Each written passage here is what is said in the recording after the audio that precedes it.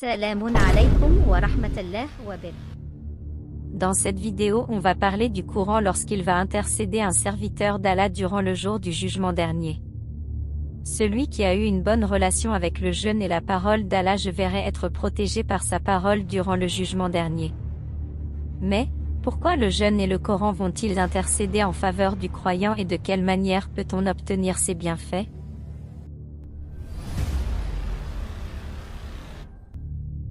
Premièrement, celui d'entre vous qui a une bonne relation avec la parole d'Allah se verra être protégé par ce dernier. Cela va de soi pour le jeûne, qu'il soit obligatoire ou surérogatoire.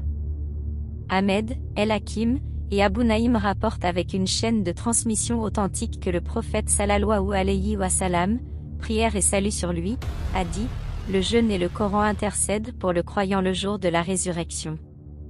Le jeûne dira: ô mon Dieu, je l'ai empêché de se nourrir et d'assouvir ses envies, laisse-moi intercéder pour lui.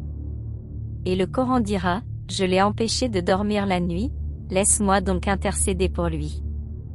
Il dit: ils seront autorisés à intercéder.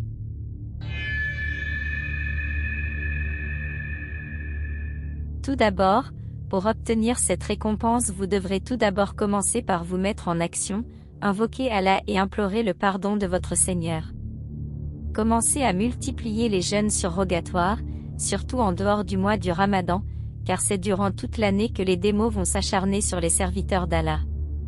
Ainsi, le jeûne sera une protection non seulement contre les tentations du Shaitwan, mais aussi pour une protection lors du jugement dernier.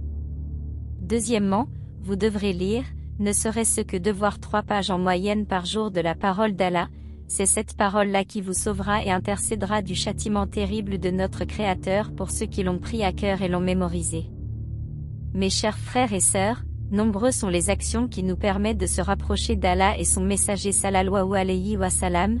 Les traditions prophétiques rapportées par plusieurs savants nous rappellent que le jeûne, surtout durant le mois du Ramadan, nous fait rapprocher encore plus de notre Seigneur, car c'est durant ce mois-là que nombreux d'entre nous lisent le Coran et jeûnent le plus.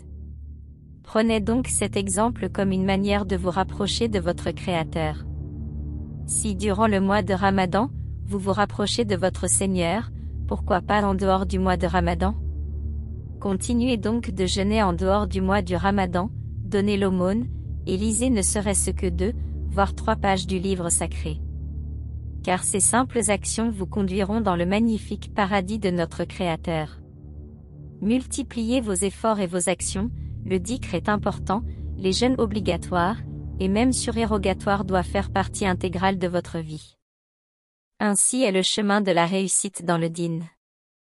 Allah a'lam. Barakatullah alaykum.